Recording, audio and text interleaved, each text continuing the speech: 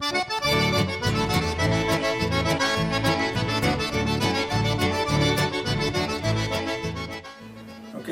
tonight we're in Zydeco Bistro's food truck, and my name is Chef Johnny Schulze, and tonight we're cooking for the Zydeco Cooking Club, and the recipe for this is will be on this website that you can download, and I'll be doing it from memory, and I'll point out the things that I'm doing, and just so you know, the recipe is a fairly simple one. It's the New Orleans style barbecue shrimp. There's variations of it. I've chosen one that's not too difficult, and the ingredients are readily available for in most households.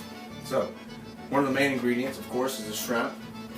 I've chosen the shell-on Gulf shrimp. These are a 20, or I should say a 15 count.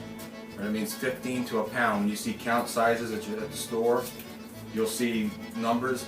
Usually it's 12 to 15. There's like a small variation, like 21, 25 is another variation, and so on and so on. So when you see them, you just average that out. Time you get to a pound for your recipe. Tonight, we're going to have for an appetizer 2 of these shrimp per person, and it'll feed 6. So we got 12 shrimp. All right, and some of the ingredients for this recipe, I'll go down the list on them. We have first the liquids. We're going to be using a beer. It's a beer sauce. It's the barbecue shrimp part of the recipe. We got Tabasco hot sauce. We got Worcestershire sauce. Not quite a liquid, but a butter, a clarified butter I'm using. You can substitute many oils for this or fats. New Orleans, they do use bacon grease a lot, so you know. But I've chosen clarified butter for someone who doesn't want, anything but seafood in their dish. We got lemon for the juice and for garnishing later. And some of the dry ingredients, we have black pepper to taste, kosher salt or sea salt to taste. I use a Creole seasoning, again to taste. When I say to taste, and you see on the recipe T period, that is to your taste, because I every time I cook it's going to change a little bit. So I don't want to make that too precise. What I always recommend is you season in layers, and you'll see how I do that when I cook. We have a 1/4 teaspoon of dry basil. I'm sorry, not a 1/4 teaspoon. We have a teaspoon of dry basil, a teaspoon of dry thyme, 1 bay leaf. You don't use a lot of bay leaf. We have 2 bell peppers. We'll use half of each, a green and a red. We have a half of a Spanish onion, or white onion. We have 2 cloves of garlic, little minced, and 1 rib of celery. Okay, so we're going to cut vegetables first. We start with the onion and the celery, which has been washed. The way we cut the onion, I halved the onion first. Of course, I peeled it. This is so I get a small dice. I'm not going to say it's brunoise, which is a French term for a very small dice, very petite, but it is a small dice. And that's how you cut the small dice. You go through the ribs. I should say go through the ribs of the celery, which would be horizontally and then down vertically. And you'll see that this is a very small dice.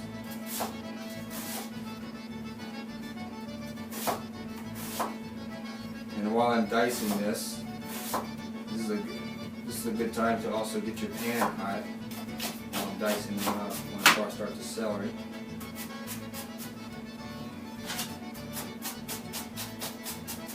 And that's how you get a small dice. So the chef's do. Alright, so get your pan hot. Now I'm going to do the celery. I prefer gas. Electric is fine too. It just takes longer. And it's not as easy to regulate. The pan will get hot and cold quicker with gas when you want it to slow down. The celery, I go down the ribs, or the 1 rib, and because I want a small dice, to make these small strips.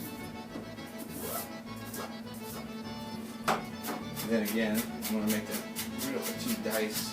You can make it faster by cutting them like that, get more sticks. Same technique I use when I got 4 or 5 ribs of celery. And that's when you see how we get through the celery so quick. So basically this is called the trinity of starting the vegetables are called the trinity. New Orleans are called the Holy Trinity, vegetables we use. And usually it's 50% onion, 25% celery, and the other 25% will be the peppers. So we're gonna start the onions and celery first. I want the onions, go ahead and add all your, this is a 1/4 cup of clarified butter. But in order to bring my vegetables, I'm going to take my pan to my vegetables, it's just easier. I'm going to cook these vegetables until they're light brown.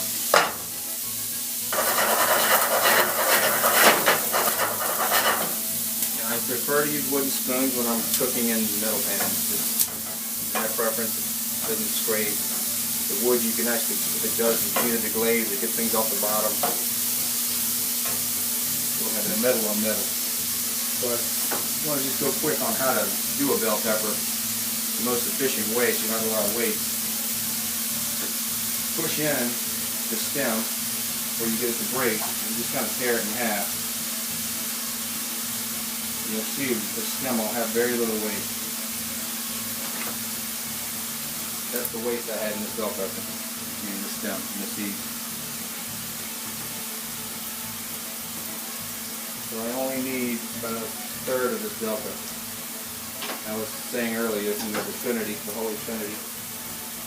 I use 50% onions, 25% celery, and 25% peppers. Makes 100%. Again, I want about 1/3 of the bell pepper. Alright, so we're going to finish these peppers. Again, I want a small dice.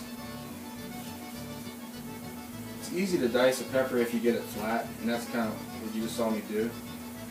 I still use these peppers, the edges of them. It just makes it easier to make these strips.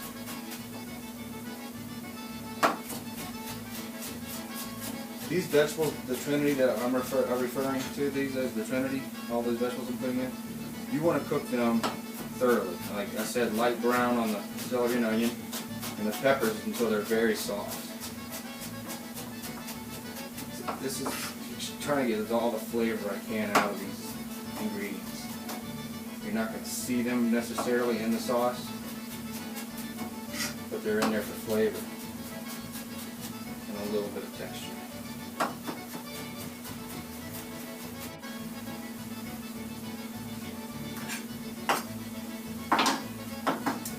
Check our celery. See how they're starting to brown a little bit around, getting a little brown now.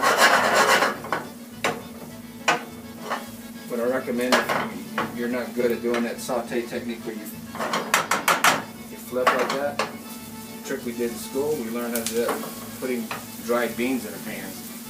The dried beans we would flip so that they were on the ground, you swept them off. That's how you get that technique now.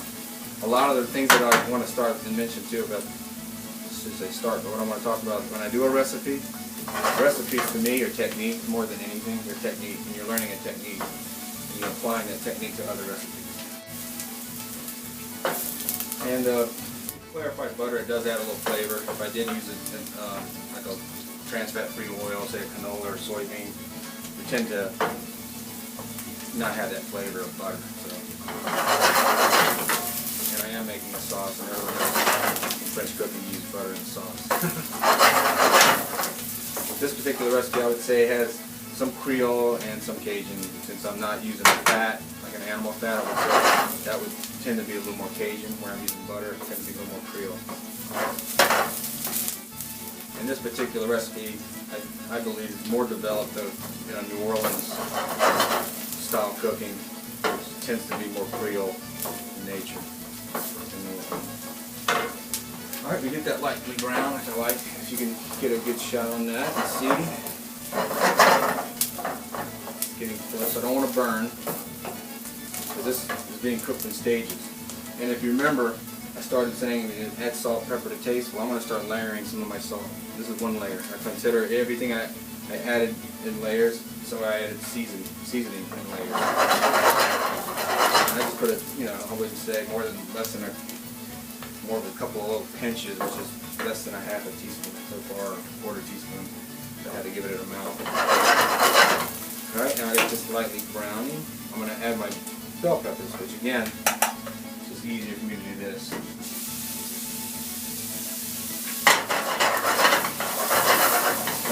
cook this until it gets soft, the peppers.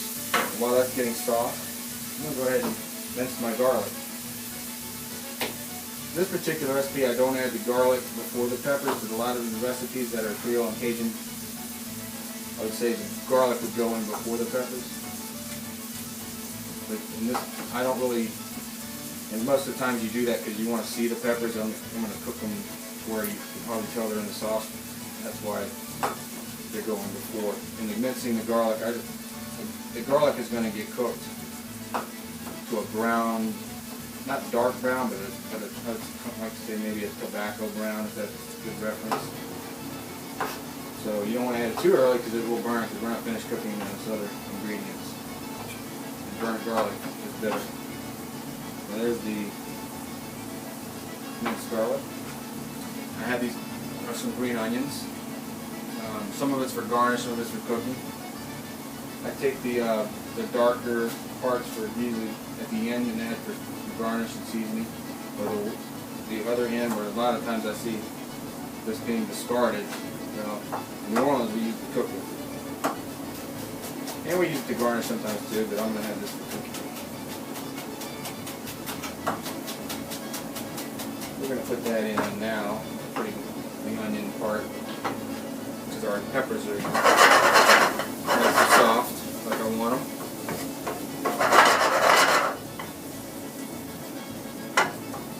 Okay. We're going to add this part into the onions, the garlic. Now we're going to cook this until it gets about, I think garlic gets a little bit brown. You want to crank your heat up a tad bit.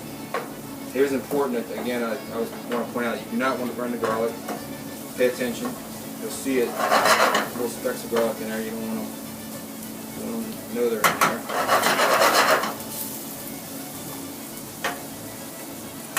And we'll stop. We're going to season. We're going to stop and season again. A little salt, pepper for this next layer. Pepper. We're going to add a lot of our seasonings now, which is our dry bay leaf, thyme, basil. All these amounts will be on the recipe. Paprika. A little Cajun seasonings. Now we're starting to develop some flavors. I'd say I put about a quarter teaspoon already in there. And that Cajun seasoning is one of the recipes that'll be on the Zydeco Cooking Club webpage.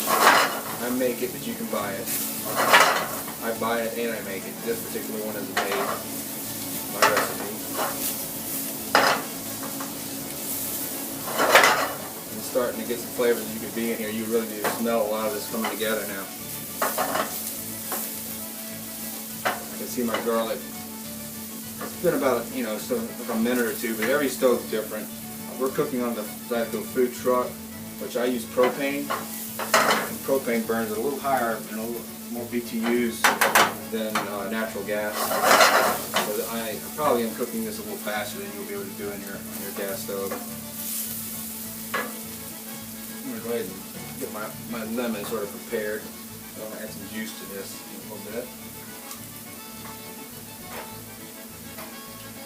The beer goes in I put it in at 2 different times. One time will be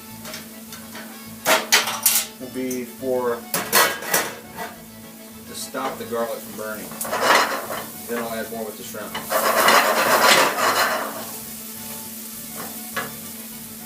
But you need a liquid. The point with the beer is trying to be that liquid that makes my sauce and stops again the garlic from cooking. Now, if you could see the garlic, you can see with your, it's hard to see, but I can smell it too, and I know the garlic's flavor has been pretty much cooked at the level at the place that I want. But let's see if I can get a little garlic out of here to show you. Light brown. You can see on that spoon there's a couple little pieces right there. You can go a little more if you'd like. Just don't burn. Like I said, be very careful. I'm adding the beer now. That'll stop the garlic. That stops the garlic from getting burnt. That liquid. Now I want to reduce that liquid so it's called offset, which would be almost dry. We're going to have a little bit of noise. I'm going to put some of the, so we can see. my hood for the exhaust. We're going to get some smoke out so you guys get a better visual.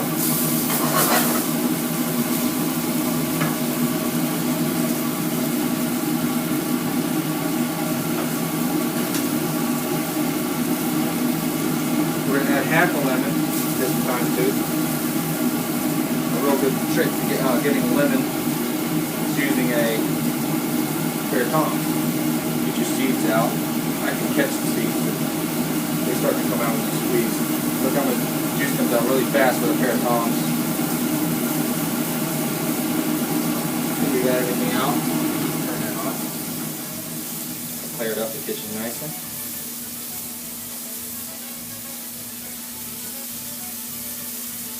Squeeze all that juice out of there.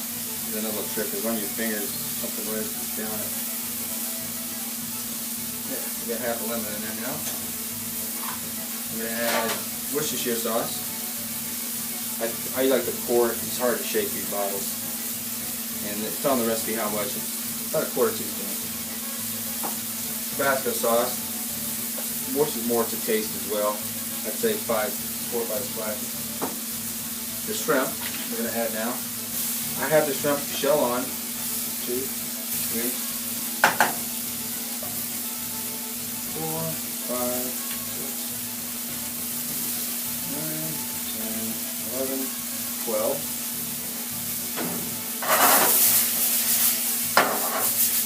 I like the shell preferred with the shrimp. You can buy shrimp without the shell, they'll cook faster. The shell though is important for this dish, I find, because unless you have some seafood stock or some shellfish stock or shrimp stock, this is part of that flavor of the sauce.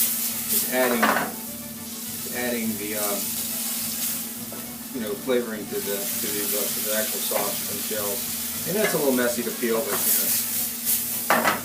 in Louisiana we like our seafood shelled. We like to work with it when we eat it. Same thing with crabs, crawfish.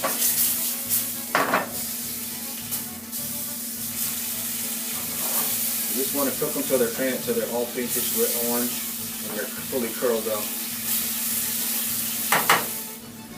And as our shrimp are cooking, I didn't mention earlier that I do add some butter at the end, whole butter, unsalted. It's about, I'll have it on the recipe, it'll be a couple tablespoons, which will be on the recipe, all the ingredients. So now I want to go ahead and add some beer to my sauce. This is a 12-ounce bottle. We're at about 8 ounces. There's a couple ounces for the cook. Like wine, you have to check it out. But you add the beer to the sauce to make, you can see now that it's reduced. It gives it some more body or some more liquid to the sauce too. And I'm still going to cook the alcohol out. And you see the shrimp are almost done. See how they turned almost pinkish light to pinkish, wouldn't say red. How about I use a color like flamingo pink? Never used that before, I just thought of that. But anyway, so there we go. I'd say the shrimp are 90% cooked. At this point, keep your heat about medium. Hit it with some more lemon. The original lemon I kind of cooked out. Add a little bit more lemon. Little seeds aren't going to hurt. You can put your hand and catch them. We got the shell on the shrimp. I don't think seeds can hurt your dish, but grab them out if you can.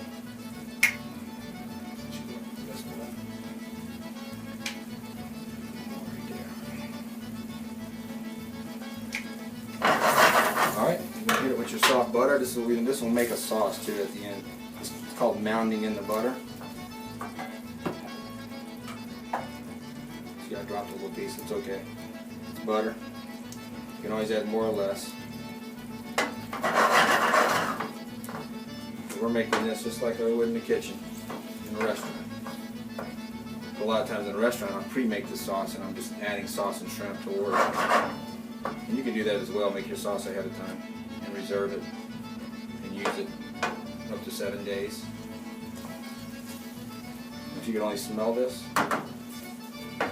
right now it is fabulous. It is just Right now I'm getting hungry. I can't help myself. I just want to pull one of them shrimp out and eat it. Alright, it's 99% cooked. It's done. You don't want to keep boiling it because your butter will separate. At this point you could serve it. Alright, we're back to cooking on the shrimp. We just got our, like I said, they're fully cooked.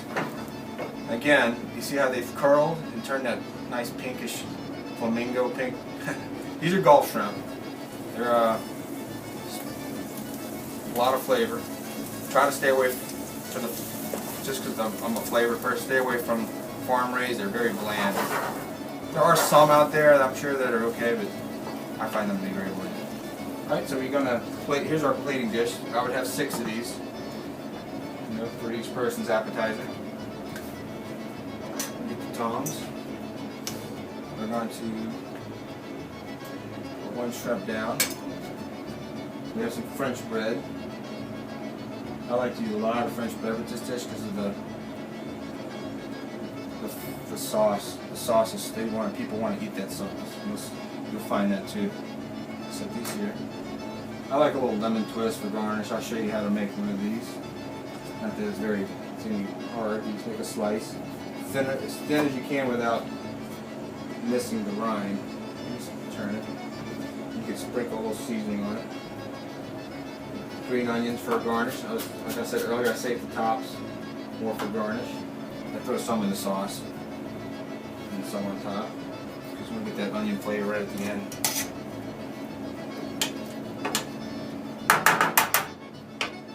So it's only 2 shrimp per person. And get some sauce.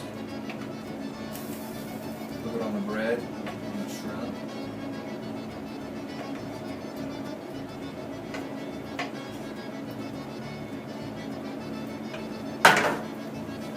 Lemon twist. Right there. A little more green onion. A little more Cajun seasoning. Yeah, voila. Now it's time to have beer and shrimp. I hope you enjoyed this recipe as much as I will enjoy eating it. And you too will be eating it soon, I hope, and be able to make it at home for your friends and family. And Mardi Gras is right around the corner because today is the day before Lundi Gras, which is Monday before Mardi Gras, just to give you an idea what time of year it is here in Ohio. Hope you enjoy it again, and I hope that you come back and visit our site and get more recipes for the future. Good night.